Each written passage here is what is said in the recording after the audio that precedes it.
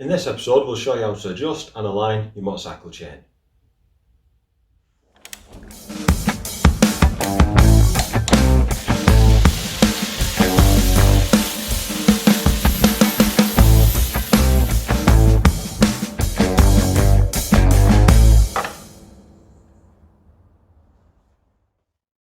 Step 1. Equipment. So to do this job you will need the correct sockets and spanners for your bike, a torque wrench to torque everything up properly, a ruler or a chain monkey, very handy tools, but if you're experienced you don't necessarily need them, and lasers. You can use swing arm markings, but they're just not as accurate as these. Highly recommended, get one. Step 2. Settings. Now for this section you want to refer to your motorcycle's workshop manual. They're all different. This manual says to do it to 30mm slack on the side stand. We're going to do it on the centre stand, so we're going to do it a bit slacker to about 40mm. So refer to your manual for how to do it, whether it's on the centre stand, paddock stand or main stand, and also what the chain slack should be. Step 3. Loosen. Now before doing any adjustments you want to slacken the axle, otherwise you're just going to snap the chain tensioners. Now on this bike all you have to do is slacken the axle before you can adjust the chain.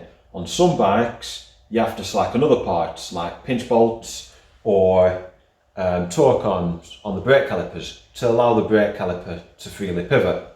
So make sure that you slacken everything necessary before you do any adjustments.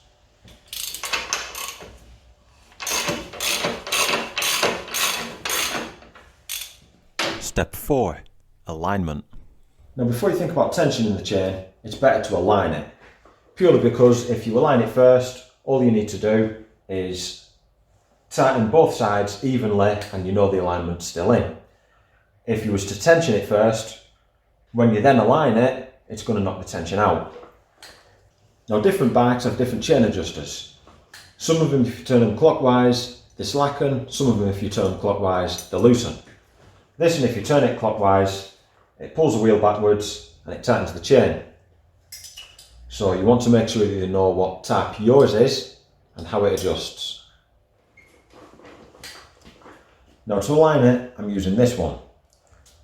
The orange chain monkey one is better purely because it runs right down the centre of the chain. So it's easy to know if the chain's out. But for that one, you have to actually take the chain guard off. So I'm using this one, then I can shine it along the chain run. Now this laser goes on the outside chain plate and it's meant to be flush all the way along the outside chain plate right to the front sprocket, which this isn't. It actually goes to the right. So to pull it more evenly, you want to pull the left side back, which turns the wheel slightly that way and lines it up. I'm only going to do it bit by bit, so I'll do it in half turn increments. What you also want to look for is that the sprocket sits flush, because if it doesn't, when you turn the chain, turn the wheel, it'll slightly go off, so it'll be in then out. If it is, you want to refit your sprocket back on the wheel. If it's not, then you're good to go.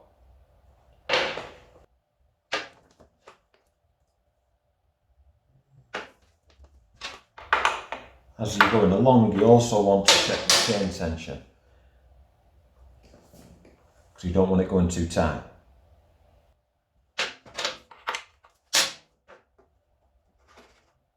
You also want to make sure there's no grip between the sprocket and the laser, because that will give you a false reading.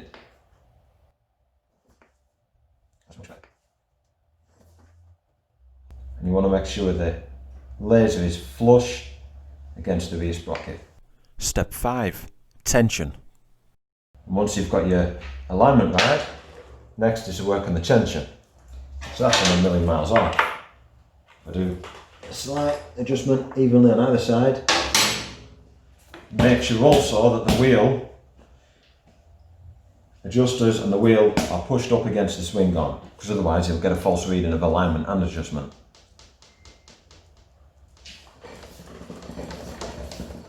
And also check the chain tension is the same all the way around and you've no tight spots.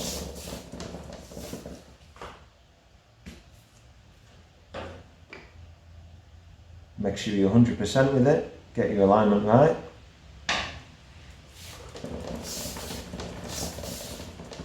Until you're ready to torque the axle up. Now, adjusting the right chain slack. If you're doing it by eye, you'll know that's about right. But if you're inexperienced, using a ruler, what you want to do is go about halfway between the front and rear sprocket, so around this mark, put a ruler under it, press down slightly and press up slightly and measure the reading. And whatever difference is between this and this point, that's your chain slack.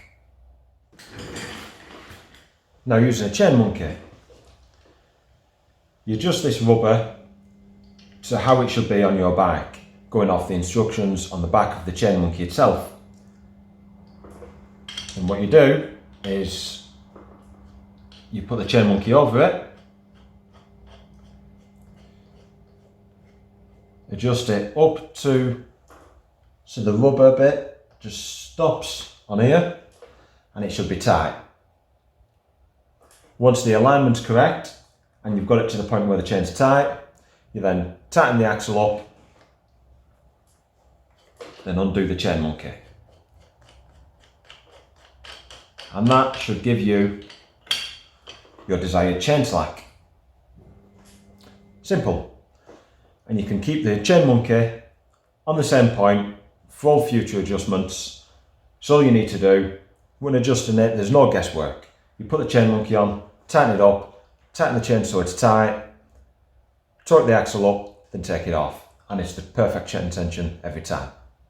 Brilliant little tool. Step 6. Torque. Now, when tightening the axle up, you've got to be careful that when you're tightening it, it doesn't move the wheel backwards off the adjusters, because then your alignment and tension that you've just been working on will be completely out. So I find a neat trick is hold the back of your bike, push your knee against the back wheel, pushing it forward so the tensioners are up against the swing arm. Be careful when doing this. You want to also hold it and pull backwards on the grab rail, purely because you don't want to push it off the centre stand or side stand. Then tighten up the axle. And then torque it up.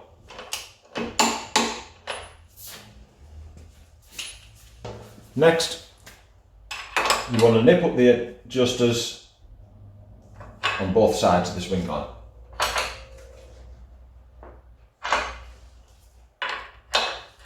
Once you've done that, the second adjuster is a locking nut. Lock them off, again, on both sides of the swing arm.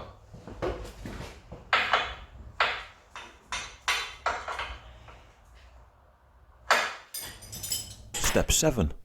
Recheck. Once everything's torqued up, you want to recheck the chain tension. Purely because a lot of the time when you tighten the axle up, it brings the swing arm and wheel that little bit further back, making the chain a little bit tighter. So check the chain tension and also just double check the alignment all the way around the chain run. Also, check the chain tension all the way along the chain run. Make sure you have no slack spots.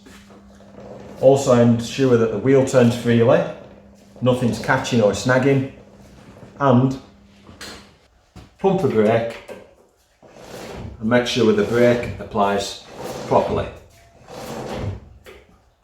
And if you've worked on a bike where you've slackened the torque arms off, make sure them torque arms are torqued back up again. Finally, step 8. Don't forget to subscribe, like and hit the bell icon.